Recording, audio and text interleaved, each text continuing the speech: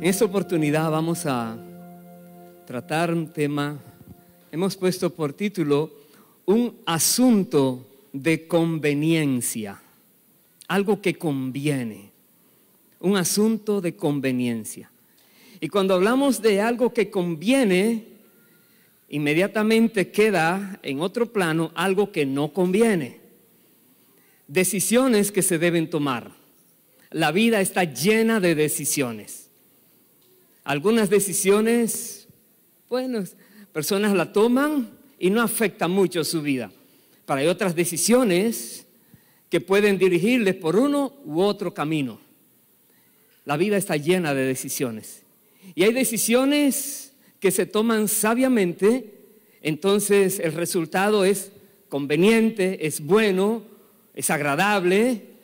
Hay decisiones cuyo resultado es lo contrario a eso y es terrible. Tenemos que darnos cuenta, la Biblia nos habla mucho de cómo discernir en las tomas de decisiones. Y Dios en su santa palabra nos explica la manera correcta de nosotros hacerlo.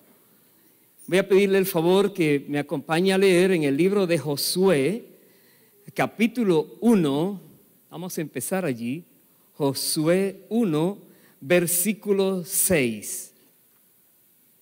Dice la palabra de Dios, Josué 1, 6, dice de esta manera: esfuérzate y sé valiente, porque tú repartirás a este pueblo por heredad la tierra de la cual juré a sus padres que la daría a ellos.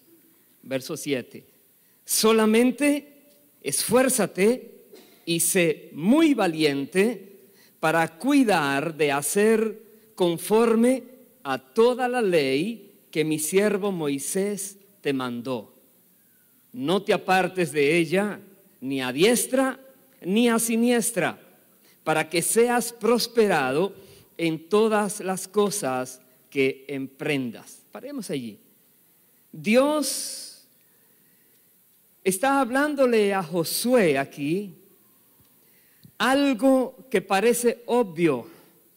Obedece lo que Moisés mandó, lo que se escribió, obedécele. Pero Dios está reiterando a Josué que necesita esforzarse, necesita ser valiente para poder obedecer.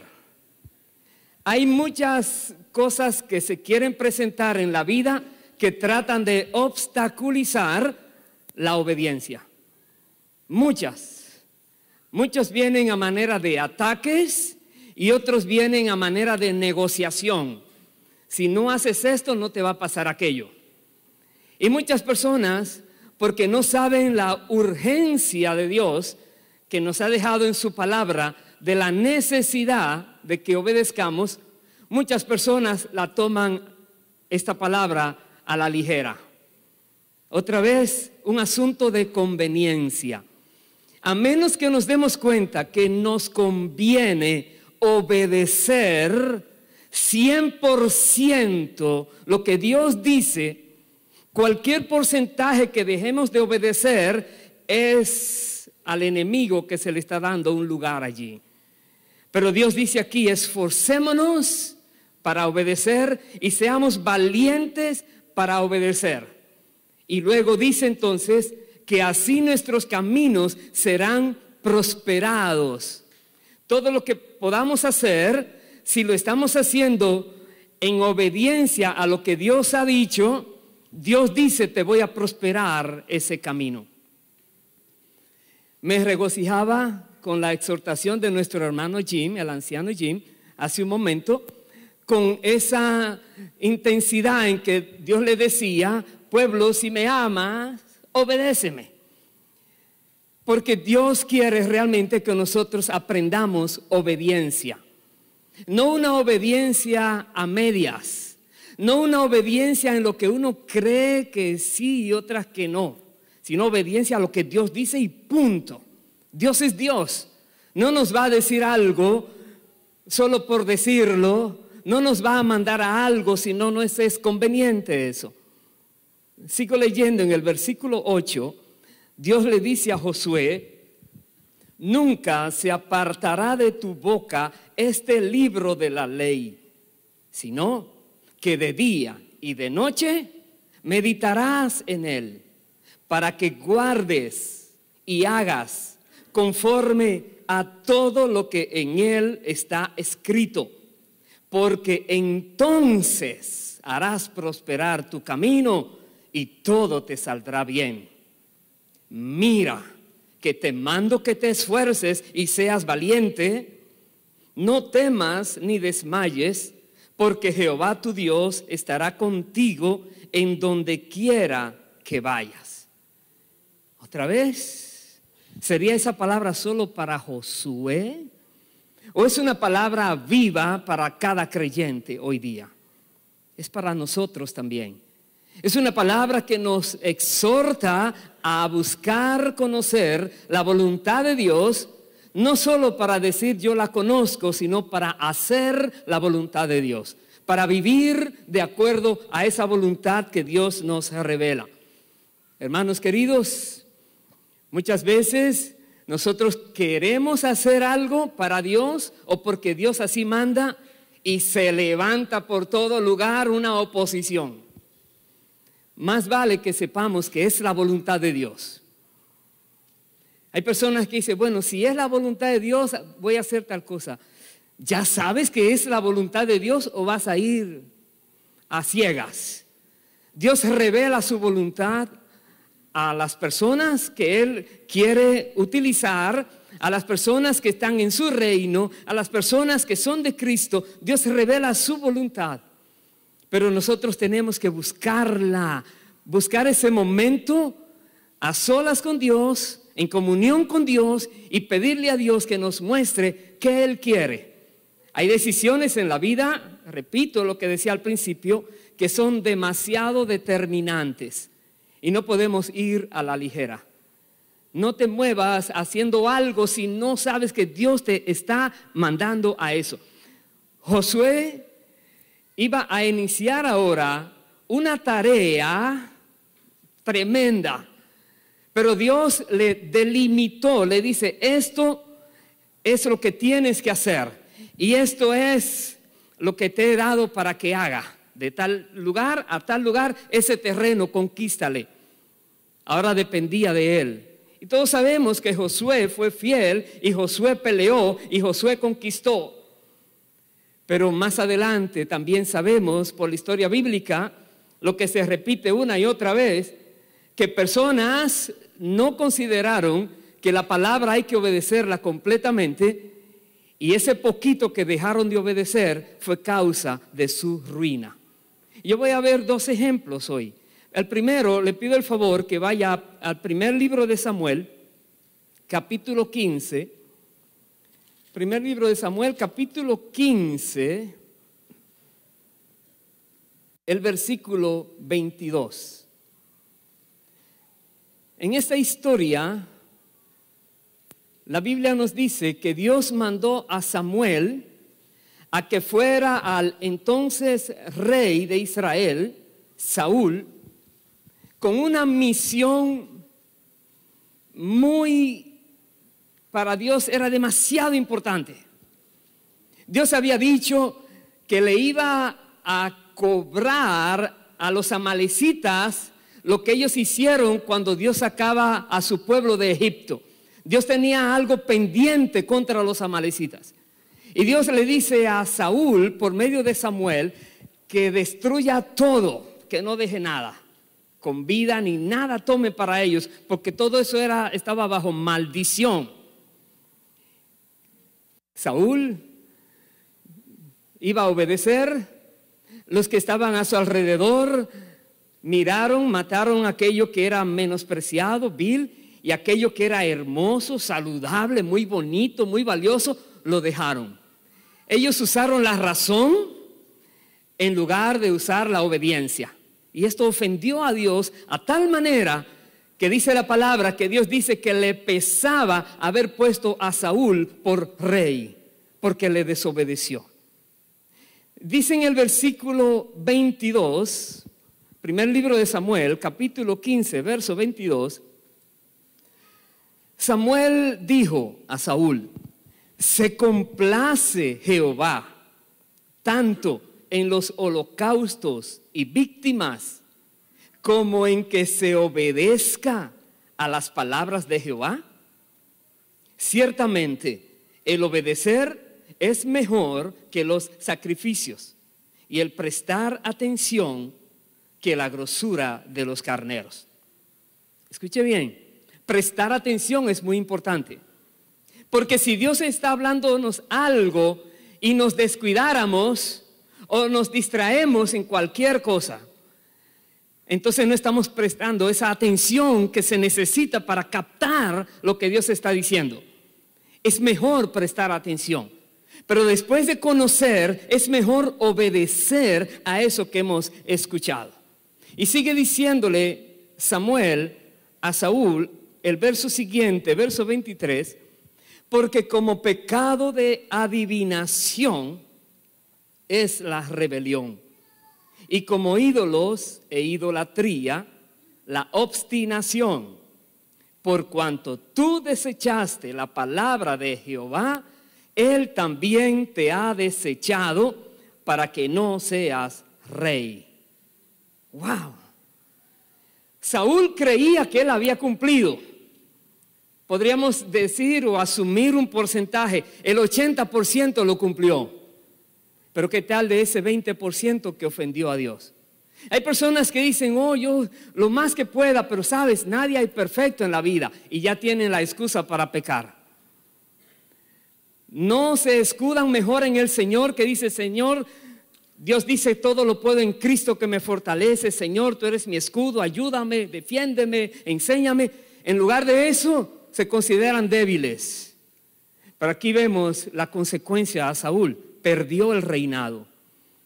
Y él creía que lo había hecho bien, y Dios lo descalificó. ¿Cuántas veces ha pasado en tu vida, o quizás en la mía, o cualquier persona, que estamos haciendo algo para el Señor, supuestamente todo está muy bien, y nos hemos olvidado de algún detalle?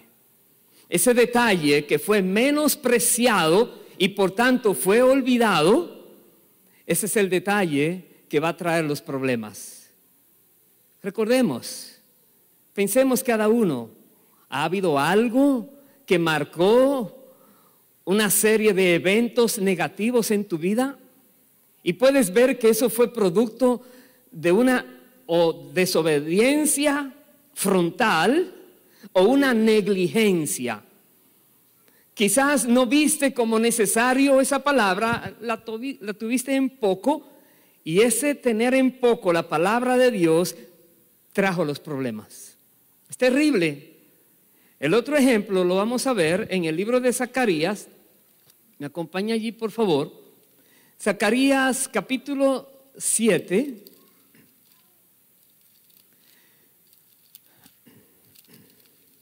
Dice así. Zacarías 7, versículo 8. Vino palabra de Jehová a Zacarías, diciendo: así habló Jehová de los ejércitos, diciendo: juzgad conforme a la verdad, y haced misericordia y piedad cada cual con su hermano. No oprimáis a la viuda, al huérfano, al extranjero, ni al pobre, ni ninguno piense mal en su corazón contra su hermano. Me detengo allí. Dios ha mandado al pueblo con estas palabras que juzguen conforme a la verdad, que no usen mentiras en el juicio, que no hagan injusticia en la tierra, hagan misericordia. Otra vez, hacer misericordia quiere decir, en lugar de uno lamentar que alguien esté, digamos, pasando trabajo en la vida, oh, pobrecito, qué duro le está pasando, hasta ahí eso es solo la mitad. ¿Qué vas a hacer para ayudarle que esa situación en esa vida sea más ligera. ¿Qué vas a hacer? Misericordia es mirar la necesidad y actuar en favor de la persona que tiene esa necesidad. La palabra misericordia, según la etimología, viene una composición de dos palabras, miseris y cordis. Miseris es de miseria y cordis habla del corazón. Está hablando de un corazón que se conmueve al ver la miseria de alguien. Dios dice aquí, tengan misericordia. No solamente miren de lejos al que está en necesidad, sino ten misericordia y haz algo. Dice también, hemos leído, no oprimas a la viuda, al huérfano, al extranjero ni al pobre. Aquellas personas que tienen menos posibilidades, aquellas personas débiles en la sociedad, aquellas personas sin recursos, sin influencia, etcétera. No los oprimas. La Biblia dice que el que oprime al pobre hace una afrenta contra su hacedor, que es Dios. Más bien tengamos misericordia de aquellas personas que están en necesidad. Dice el verso 11, pero no quisieron escuchar. Antes volvieron la espalda y taparon sus oídos para no oír. Y pusieron su corazón como diamante para no oír la ley ni las palabras que Jehová de los ejércitos enviaba por su espíritu, por medio de los profetas primeros. Vino, por tanto, gran enojo de parte de Jehová de los ejércitos, y aconteció que así como él clamó y no escucharon, también ellos clamaron y yo no escuché, dice Jehová de los ejércitos, sino que los esparcí con torbellino por todas las naciones que ellos no conocían. Y la tierra fue desolada tras ellos, sin quedar quien fuese ni viniese, pues convirtieron en desierto la tierra deseable. Convirtieron en desierto. ¿Por qué? Porque ellos no obedecieron a Dios, porque tuvieron en poco la palabra del Señor que enviaba por medio de sus profetas.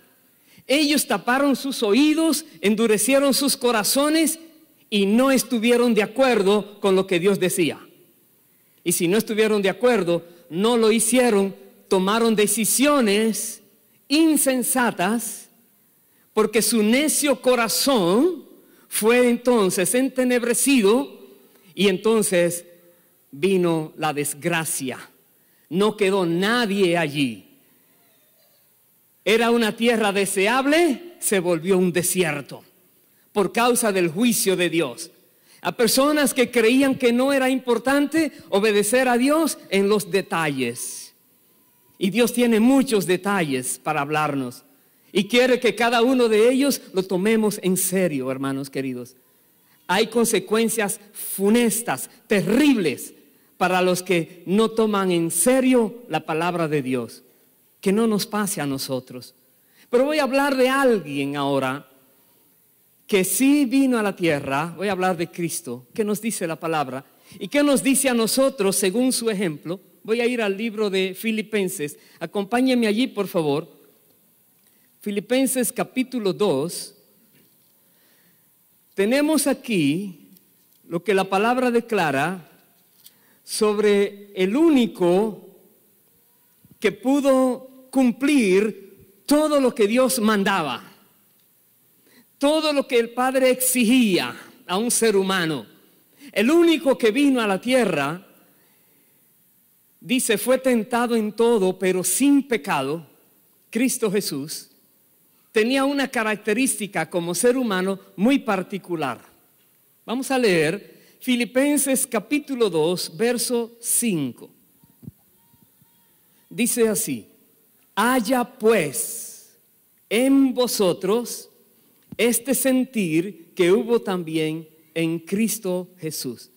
Y lo primero que vemos es que lo que vamos a leer, la Biblia quiere que tú y yo lo apliquemos a nosotros de acuerdo a lo que tenemos, a lo que hacemos o realmente quiénes somos. Dice, haya en vosotros este mismo sentir que hubo en Cristo. Verso 6. El cual, hablando de Jesús, siendo en forma de Dios, no estimó el ser igual a Dios como cosa a que aferrarse, sino que se despojó a sí mismo, tomando forma de siervo, hecho semejante a los hombres, y estando en la condición de hombre, se humilló a sí mismo, haciéndose obediente hasta la muerte y muerte de cruz. Nos dice aquí de Jesús, se despojó de todo lo que tenía, él igual a Dios, Padre, Hijo, Espíritu Santo, uno son, pero él entonces tomó una forma humana y vino y se humilló aquí en la tierra como ser humano. Se sometió totalmente a lo que Dios había ordenado y cumplió a cabalidad todo.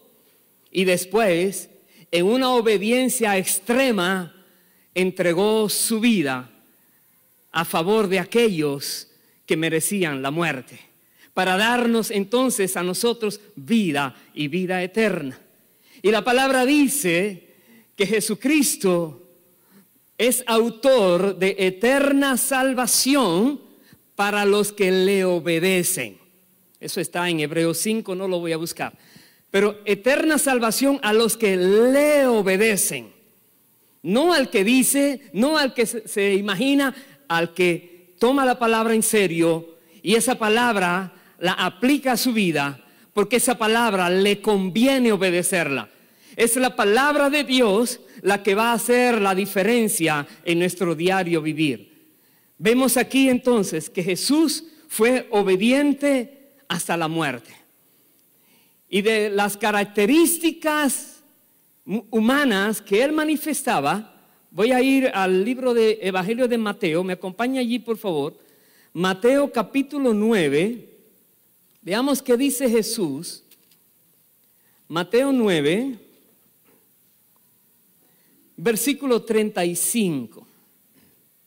Aquí hay una característica que estaba en Jesús y que Dios manda que esté en cada uno de nosotros si queremos cumplir la voluntad de Dios, si queremos ser obedientes al Padre. Mateo 9:35 dice, recorría Jesús todas las ciudades y aldeas, enseñando en las sinagogas de ellos y predicando el evangelio del reino y sanando toda enfermedad y toda dolencia en el pueblo. Y al ver las multitudes, tuvo compasión de ellas, porque estaban desamparadas y dispersas como ovejas que no tienen pastor. Me detengo allí. ¿Qué hizo Jesús? Vio las multitudes. Estaban como ovejas sin pastor, desamparadas, dispersas. A menos que nosotros, de alguna u otra manera, nos dispongamos a mirar con ojos de misericordia a la multitud, a los demás, no vamos a poder cumplir con lo que Cristo hacía. Jesús miró la multitud, se compadeció de esa multitud, se dio cuenta que eran como ovejas que no tenían pastor, deambulando de un lado para otro. Y nosotros tenemos que aprender de Cristo. Estamos mirando multitudes donde quiera que vamos. ¿Qué hacemos? Por lo menos sentimos misericordia, por lo menos sentimos compasión. La mayoría está perdida, la mayoría va camino a una eternidad sin Cristo. ¿Qué hacemos? Pero es demasiado, tú dirás. Pero por lo menos uno. ¿Y qué va a hacer uno donde son millones? Uno hace la diferencia. ¿Qué tal si a ti no te hubieran hablado? Tú eras uno. Entonces podemos ver que a una persona que nosotros nos acerquemos por misericordia y hagamos lo que Dios quiere que hagamos y le hablemos lo que Dios quiere que hablemos, puede hacer la gran diferencia. Dice más, verso 37. Entonces dijo Jesús a sus discípulos: a la verdad, la mies es mucha, mas los obreros pocos. Rogad pues al Señor de la mies que envíe obreros a su mies. ¿Y qué diríamos nosotros? Sí, Padre, envía obreros. Sí, Señor, muchos obreros. ¿Qué tal? Y de hecho la pastora en el tiempo de los anuncios hacía una exhortación tan fuerte como van a servir, se necesitan. Más o menos Jesús está diciendo algo parecido.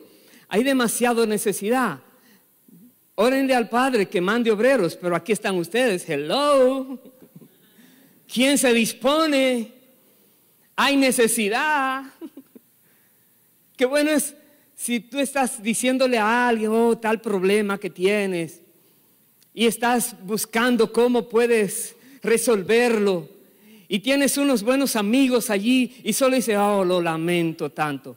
Sí, sí. Oh, qué duro lo que estás viviendo. Sí, sí, pero ¿qué más vas a hacer? Necesito ayuda. Es lo que Dios está diciendo aquí. Ese rogad al Señor de la mies que envíe obreros a su mies. Está diciendo, ¿tú te dispones como un obrero para la mies? ¿Tú te dispones para hacer algo y cubrir, aunque sea en parte, esa gran necesidad que hay? ¿Tú te dispones en algo o solo esperas que otro haga? Déjeme decirle que haya en nosotros el sentir que hubo en Cristo Jesús, que dejó de ver quién era Dios mismo y vino y se humilló para servir a los seres humanos. Muchas personas por su estatus social dicen, oh no, no puedo hacerlo. ¿Cómo que no puedes hacerlo? Cuando te mueras se van a poner en la caja igualito que a los demás. Y ahí no se va a saber si tú eras o no eras, si tenías o no tenías. ¿Qué te llevas de toda esa alta alcurnia o esas cosas tan terribles que aparentas? ¿Qué llevarás? ¿Serás que por decir que eres de Cristo ya es suficiente y no obedeces al Señor?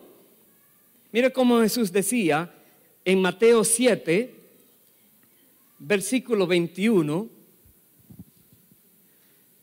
Él dijo así: no todo el que me dice, Señor, Señor, entrará en el reino de los cielos, sino el que hace la voluntad de mi Padre que está en los cielos. Ahí está, más claro de ahí no se puede. Jesús dice, pueden decir muchos, Señor, Señor, Señor, Señor, pero si no está haciendo lo que Dios quiere que sea hecho, no entra. Jesús dijo. Y cuando Jesús dice algo, más vale que le creamos, más vale que lo tomemos en serio, más vale que nosotros tomemos entonces esta palabra, la apliquemos y nos preguntamos, ¿estamos cumpliendo la voluntad de Dios? ¿Estamos conociéndola? ¿Nos hemos preocupado por saber qué quiere Dios que yo haga?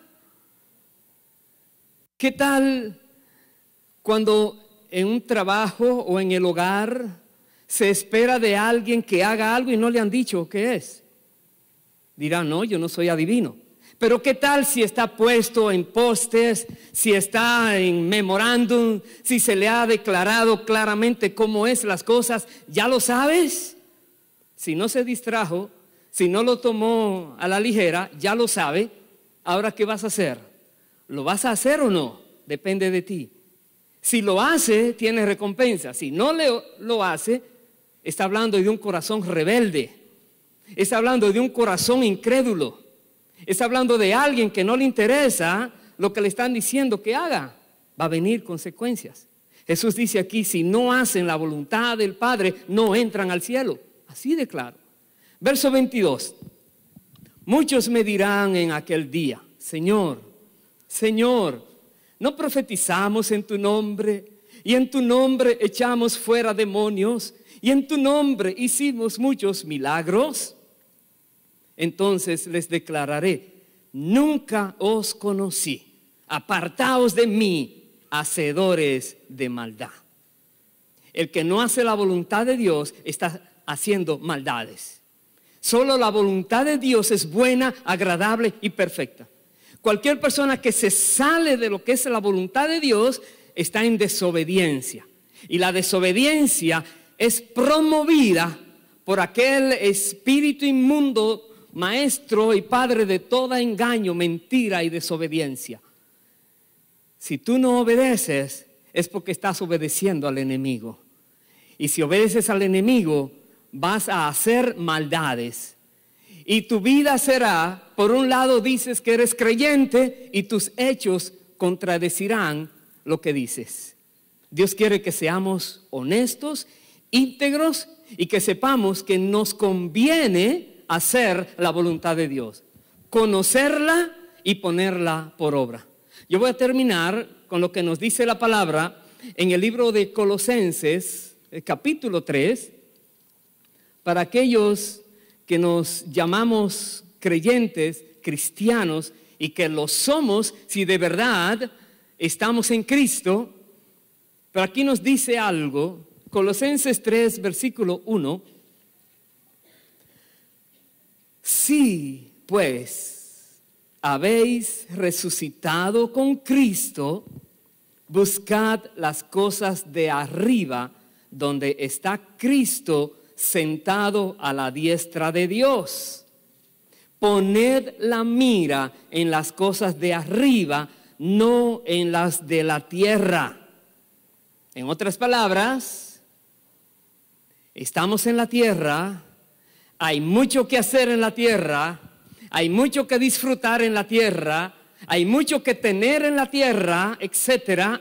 Pero una cosa es necesaria: mirar lo que hay en el cielo, mirar lo que tenemos en el cielo, mirar lo que podemos llevar al cielo de acuerdo a lo que hagamos aquí en la tierra. Dice: pongan su mirada arriba, no solo en las cosas de aquí abajo.